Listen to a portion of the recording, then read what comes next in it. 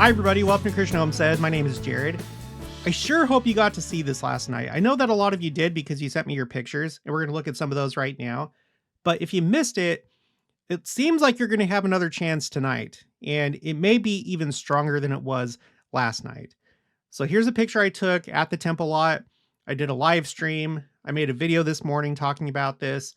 I also posted a video on Explore Church sites. When you take a video, it doesn't show up as well, but you can still see it right here. You see the red in the sky. But if you take a picture, then the colors come through more. But last night, this is actually how it looked at certain points. There were certain points where you could actually see the green with the naked eye. I am stunned because last year we had this happen 2 times, once in May and once in October. And up until that point, I never expected to see the Aurora for myself. I thought like there's no way because I don't plan on going to Alaska or Canada or any place like that. So I thought I would never see it. But of all places, I saw it in South Central Kansas, and now I'm seeing it here in Independence, Missouri. And you should get out there and see it if you've missed it these other 3 times. Here's the forecast from the University of Alaska Fairbanks website. Right now, it's actually a KP8. So here in the Kansas City area, if I was to look up, like directly overhead, it would be visible, but unfortunately it's daytime right now at the time that I'm making this. And then this green line right here represents where you should be able to see it on the horizon if you're within this green line, like north of this green line. But if you're south of it, still go out and look because this is just an approximation. But tonight it's going to look like this, and this is what the forecast looked like yesterday. So I think it's going to be the same, not just based off of this, but based on, here's max velocity. He said that there's the potential for a G5 storm, in that this is what it would look like if that's the case. And then there's other websites. Again, they're all just forecasts and predictions, but it seems like there's a really good chance that we're going to have a repeat tonight. So do not miss it. Here's space.com. They're saying northern lights may be visible in 17 states or more. I think they're being conservative with that, just based on other things that I've seen. For the Kansas City area, it says it should be on full display both on the horizon and overhead tonight. And then to go and look immediately after sunset. Here, Central Time, that would be, up until 9 p.m. That's Central Time. So that's really the key. Go look at it, like go outside and look up after sunset. If you don't see it, then keep checking, because last night as we were, out and about, it would come and go. It would get strong and bright, and then it would kind of fade and then kind of go away altogether. After going to the temple lot, we went to the Kansas City temple hoping to get pictures of the Aurora with the temple, but it wasn't there the whole time. So we made the drive back. We live about 17 minutes away from the temple. And then once we got home, it came back. So keep checking. It's not just like a one-time thing. It fluctuates. Okay. And sometimes it's stronger than other times.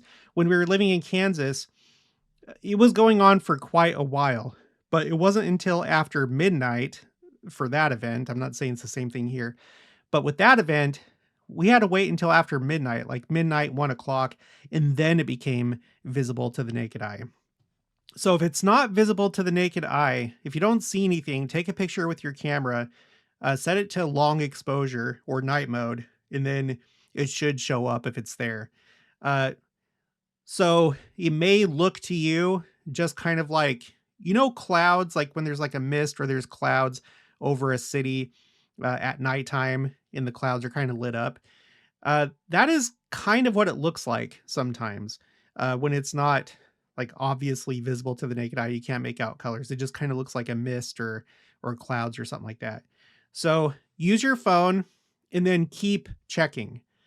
Check it for like those whole, check it from the time that the sun goes down, maybe for like 4 or 5 hours, something like that. That's what I would recommend. Now, it's interesting because this made me think about something that Elder Maxwell said, Elder Neil A. Maxwell of the Quorum of the Twelve. This is the April 1992 General Conference. This talk is called My Servant Joseph. Okay. So I just mentioned how we saw it 2 times last year, which was already so surprising to me because I haven't seen it in my entire lifetime. Um, but now it seems like we might have it 2 days in a row. And that's not what happened last time, or the last couple times.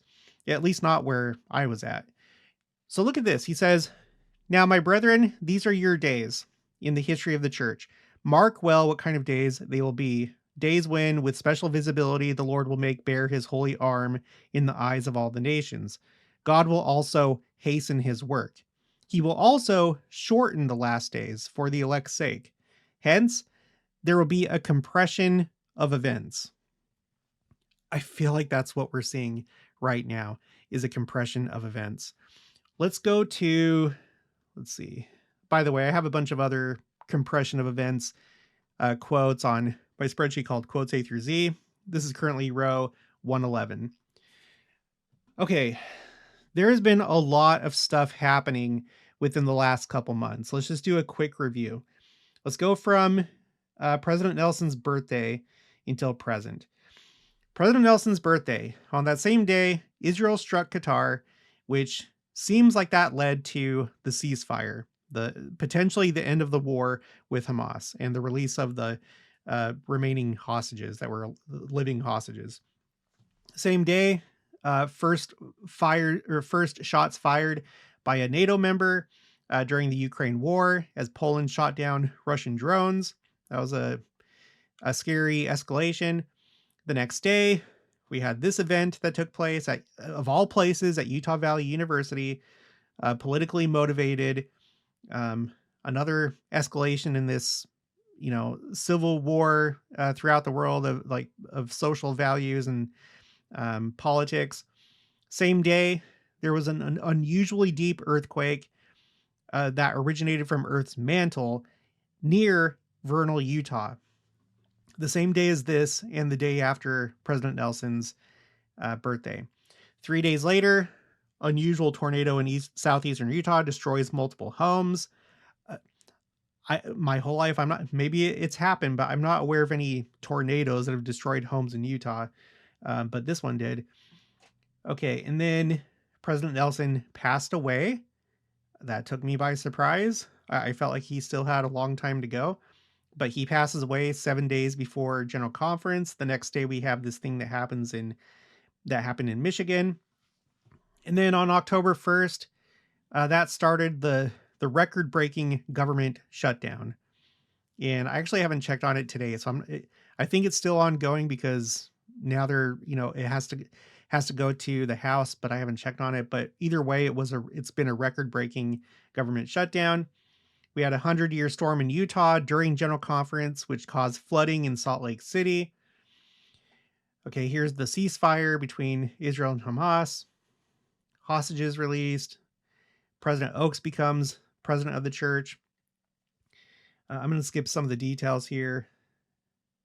October 28th, Hurricane Melissa hit Jamaica.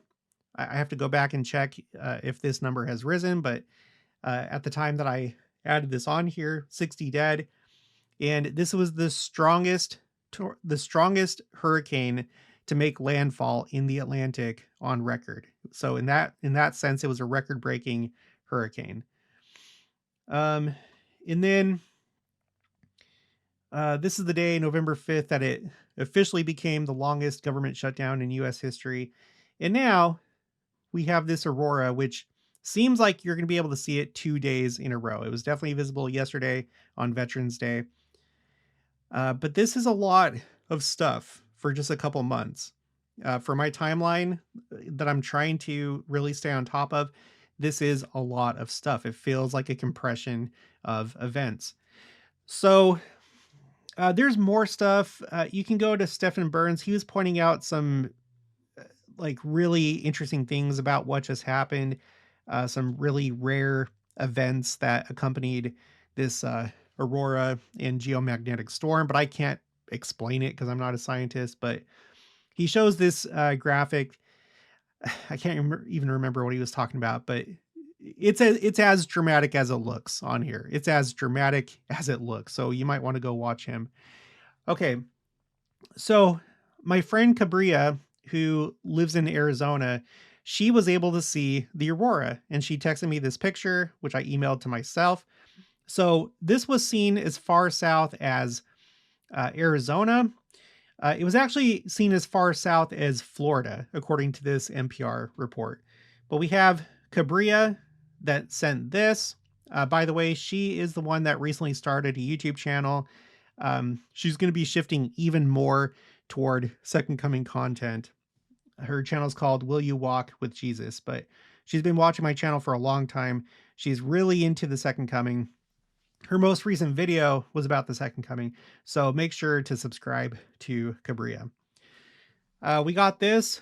This is from Woodcraft Supply Corner. Subject line, Auroras all the way in southern Arizona.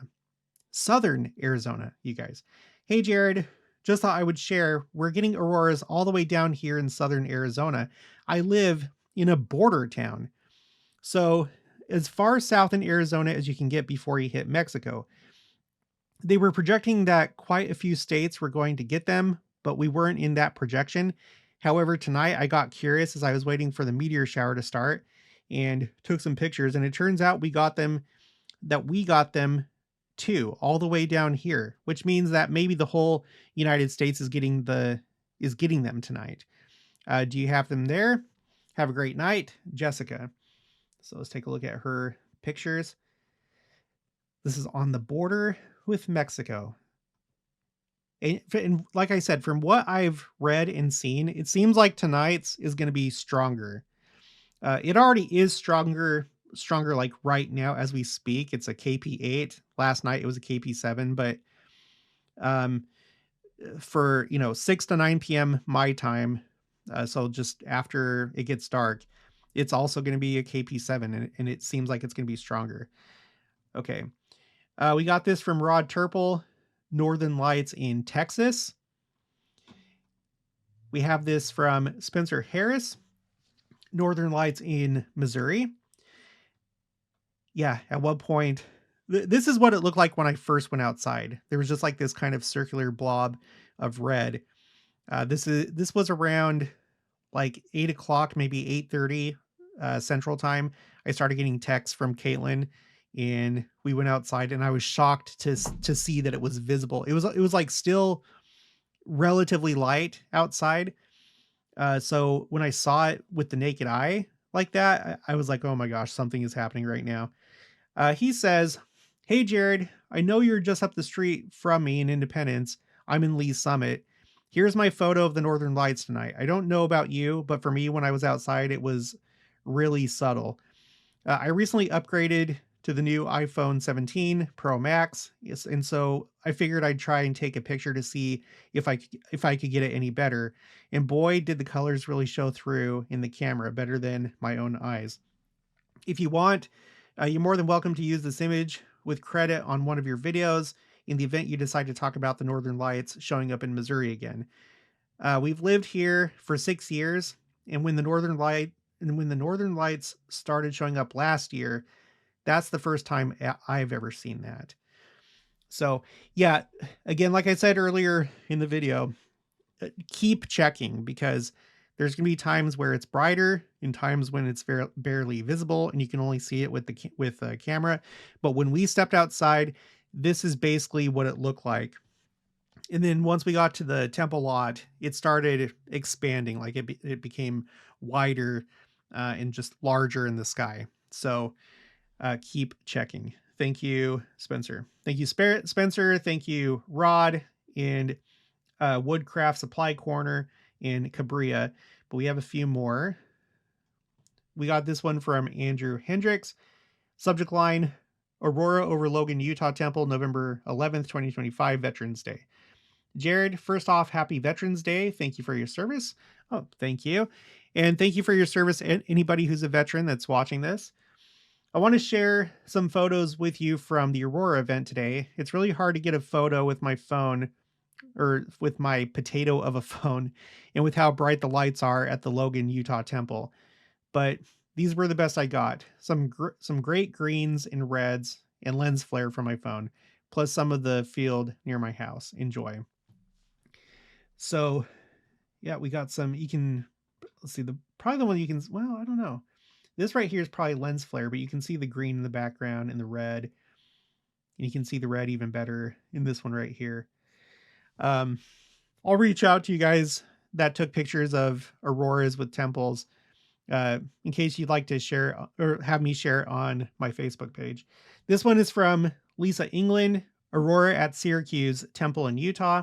Hi, Jared. I thought you might like these. One was taken by me and the other was taken by my daughter. Thank you for all you do, Lisa England. So let's take a look at that. That is amazing.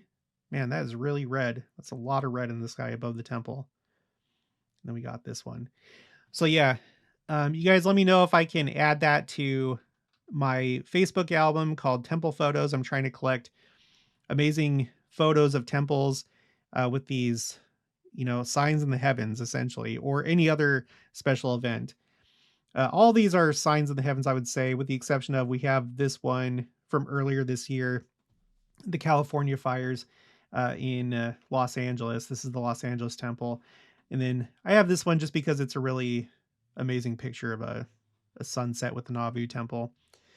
And then also, this is more common, but, the temples with rainbows and stuff like that. But tonight, it'd be a good idea to go to your local temple, the closest temple to you, and see if you can get some pictures of the aurora.